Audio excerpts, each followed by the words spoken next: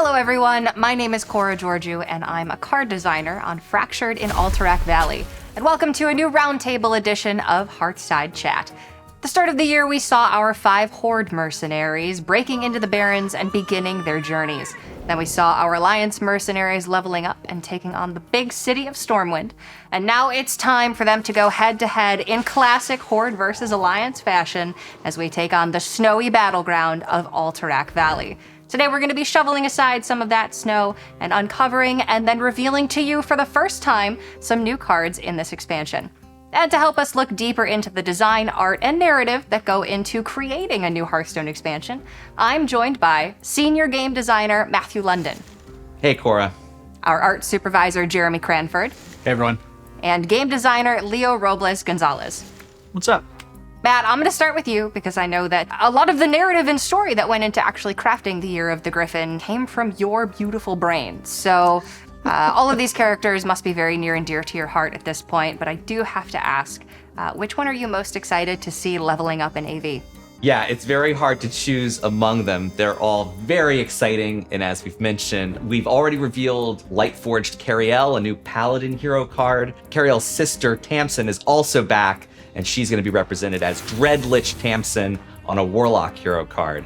At the end of the story of United in Stormwind, we thought that Tamsin perished, locked in mortal combat with Cariel, but she is in fact back now as a very powerful undead lich, resurrected by Kazakus and Lady Prester, who've been pulling the strings so far in the year. But as, you know, I'm sure a lot of y'all at home know, a Dreadlich would be nothing if it weren't for their phylactery, which sort of keeps them alive in this world. So, you know, we had to do our due diligence, and we did, of course, give Tamsin her iconic phylactery. So let's go ahead and check out Tamsin's phylactery. Leo, I know you had a hand in designing this wonderful legendary spell, so go ahead and tell us about it. Sure, yeah. I mean, it's not every day that you get to design a hero card for a lich and also a spell for their phylactery. I think the core thing about a phylactery is that they're crucial for any lich, right? You can kill a lich, but they'll just come right back if the phylactery is still intact. So you have to go for the phylactery if you really actually want to get rid of them. This theme of undying and just like overall death was kind of the core that started the idea of the card. And what it evolved into is kind of a really powerful piece for any Warlock deck that looks to sacrifice their own minions that have death rattles, decks that go wide on the board. I think one of the coolest parts about this is that you get to have your own curated pool of sacrificed souls of your friendly minions from throughout the game, and you get to choose one of them to apply its burden of death on all of your minions. And honestly, there's no other card that's quite as warlocky as that one. The conflict in Alterac Valley can be very dark, but, you know, we are Hearthstone, and at the end of the day, we love to liven things up a little bit and bring some of that levity and some of that fun into the game as well. And what's more fun than having some fun in the snow with a snowball fight? Check it out.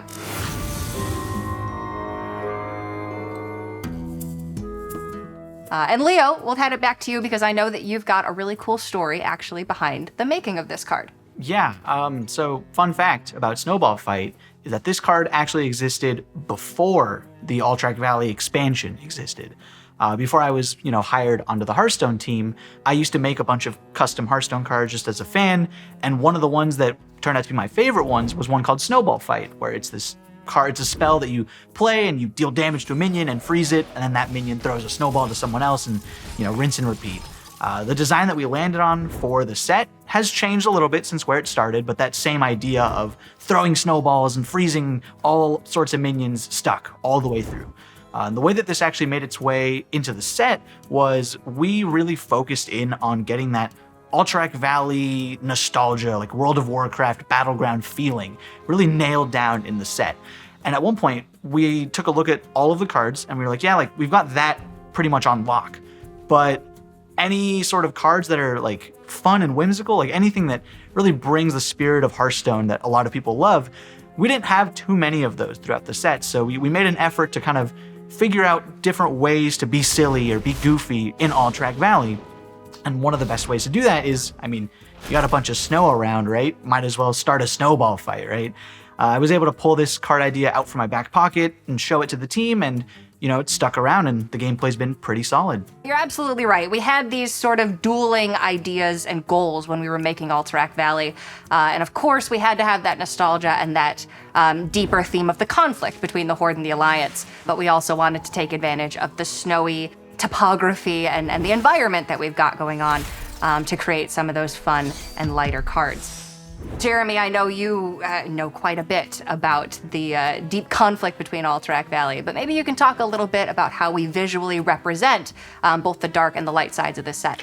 Yeah, I think that's one of the spaces that Hearthstone does so well at, is being able to show these really cute and charming moments like Snowball Fight right next to these really dark, powerful images like Dread Lich, Tamsin. The snowy environments were so beautiful. It was a really fun space to explore. And if you look at cards like Dunboulder Bunker and the Iceblood Garrison, you're really going to like them for just these beautiful environmental paintings, but also when you see those iconic locations, you're really going to experience this sense of nostalgia.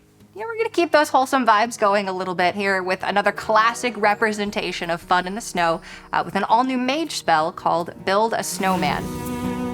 It was really important for us to take advantage of the spell schools that we had created in Forged in the Barrens and really expand on the identity of the Frost spell school for this expansion. The two obvious places that we could put Frost spells were in Shaman and Mage, but we really wanted them to stand apart from each other still and have different ways to utilize these Frost spells. So with Mage in particular, in this expansion, they really love having large spells in their hand, but that can often leave them a little bit stranded in the early game with nothing to do. So Build a Snowman is a great example of a Frost spell that starts quite small, but can build up until you have a 9-mana Frost spell in your hand. And it also gives you that consistent board presence and pressure throughout the game, as well as always allowing you to have a Frost spell in your hand to activate some cards that might care about those things. So be on the lookout for those. But visually, it's also probably my favorite card in the set because, it can be difficult for us to tell a story on a static image. But with Build a Snowman, we actually have 6 images to be able to get that story across. We've got the 3 spells and then the 3 tokens that they generate. To watch the process of these pieces developing was just really, really cool. Yeah, this is always one of my favorite assignments when game design comes to the art team and asks us to tell a story over several sequential images, like in Build a Snowman. Early on we had the first sketch of the snowman. It looked really good, it was really cute. And during the art review, Matt had this great idea. He said, what if we change the carrot nose into carrot tusk, and we kind of create a snow troll instead of a snowman? And everyone loved the idea, and that's how we ended up with the character in the first image. Then the story progresses, and in the second image we have Build a Snow Brute. It's this really kind of foreboding image with the mage troll raising his hands in the foreground, and in the background you'll see this evil troll rising up from the ground. It's a nice dark moment. And then the final image of the story ends with a more of a comedic tone where we have 2 small gnomes and they're running for their life from this giant 2-headed ogre. And it's just a real classic Hearthstone moment I think the players are going to enjoy. Yeah, it's very quintessentially Hearthstone. But I do want to take a small shift here away from these wonderful characters that we're creating and talk a little bit more about these awesome iconic landmarks in Alterac Valley. So in AV, some cards are going to feature one of these iconic landmarks rather than a character. And these cards will have effects that then last for 3 turns. And we like to call them objectives. So let's take a look at one featuring a central point of action in Alterac Valley with the Field of Strife. We wouldn't be telling a real story without being able to address some of what's actually going on in our environment. So Matt, maybe you can shed some light on the conflict that takes place between the Frostwolves and the Stormpike here in Alterac Valley. Sure. The battle going on in Alterac Valley is a mortal conflict between the Stormpike dwarves and the Frostwolf orcs. Both of these factions are rich in lore in Warcraft. In fact, our shaman hero Thrall himself is a Frostwolf. We've got 2 mercenaries in our cast in Year of the Griffin, Rokara, who's a Frostwolf, and Tavish, who's a Stormpike. He's our dwarf hunter. And so these 2 groups represented not just by Horde and Alliance, but by our 10 mercenaries, are going to be crashing together in Alterac Valley for dominance of this area. And the Field of Strife is this, large snowy expanse where there's nowhere to hide. And so that's a place where the two forces really crash together in a clattering of weapons. Jeremy, were these landmark cards an exciting sort of new angle for the art team to tackle? Yeah, the art team always gets really excited to show the environments of the different locations. I remember in the quest cards in Angora, we got to explore the really key locations here again in Alterac Valley. And the Field of Strife was one that had to be in the set when you think about all of the epic battles that took place there between the Horde and the Alliance. And at first we thought about showing a typical crowded melee battle scene in this zone. But then we decided to do something I think that's a little more poetic. We thought, what if we show the battlefield after the battle is finished? We see weapons and armor strewn all about the field. And that's how the painting came in. It was really good, but it felt like it was missing something. And so I went back to the artist and I asked them, to add a suit of armor right where a beam of sunlight kind of breaking through the clouds. Those little moments and those little storytelling details, I really think helps make the art really special in the set. From a design perspective, the objective cards are something that we've focused on since the very beginning. I think the Alterac Valley is home to a lot of really iconic buildings and areas that a lot of players from, World of Warcraft know and love. And Field of Strife is one of those in the center, and we iterated a lot on the different types of ways to do objective cards. One of the very first ones was having effects, or like minions that swap sides on the board, or minions that are really strong but affect both players. But where we landed was these cards where they're spells that last for 3 turns. And I think we really fell in love with the gameplay here because they give you a level of persistence without going into permanence, right?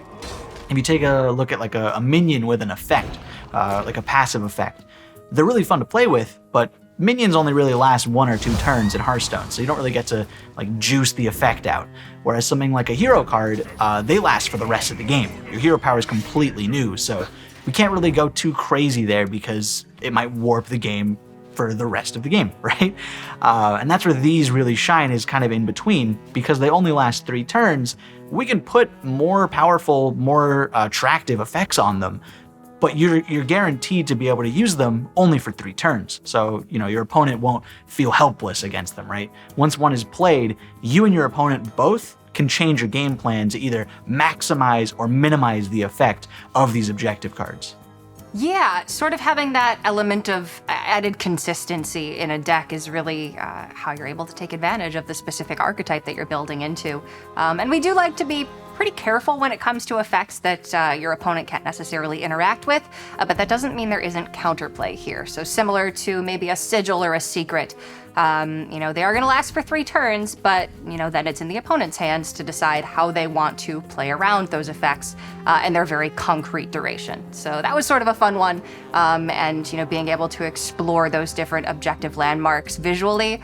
We've got some really beautiful art pieces for you. So excited for everybody to be able to see all of those. And we do have one more card to reveal here. It's another landmark that you would probably be familiar with if you played through Alterac Valley, but important to note that this is not an objective. It is, however, a really sweet druid spell. So let's go ahead and check out Capture Coldtooth Mine. And Leo, was there sort of a specific playstyle in mind for the card design here, or were you really just trying to lean into that choose one flexibility? Well, like with any choose one card, flexibility is key, right? Being able to have multiple options on one card is what makes Druid feel like Druid. But I think this card specifically, in Alterac Valley, when you're playing in the actual battleground, you're constantly making choices about, do I go here, do I go there? What should we do when we get there? Like, what goals should we set out for ourselves in order to, win the conflict? And this card kind of condenses that into just, a single card. You're choosing, do you want to go get the resources, or do you want to go get the supplies that are in Coldtooth Mine? In terms of gameplay, I'm honestly really excited for this card. I think being able to draw specific cards from your deck has always been really, really powerful in Hearthstone. If you look at a card like Witchwood Piper, which draws you your lowest cost minion, and then a card like Talon Forgering, which draws you your highest cost minion, both of those cards have seen pretty good amounts of play. And this is just both of those, best of both worlds put into one. So I think based on how you construct your deck or the situation at hand in a given game, you're going to find different ways to use this card. That could be something like being able to get your lowest cost removal spell, or getting the highest cost minion in your deck that the whole thing revolves around. So I'm really excited to see what people do with this card. Well, that's all we have to reveal for you today. Thank you so much for joining us as we hopefully get a chance to shed some insight onto all the different areas that it takes to make a brand new Hearthstone expansion. We hope that whether you're on the Horde or the Alliance side, that you're ready to join us in some snowy scuffles in Fractured in Alterac Valley. We'll see you in the tavern. For the Alliance!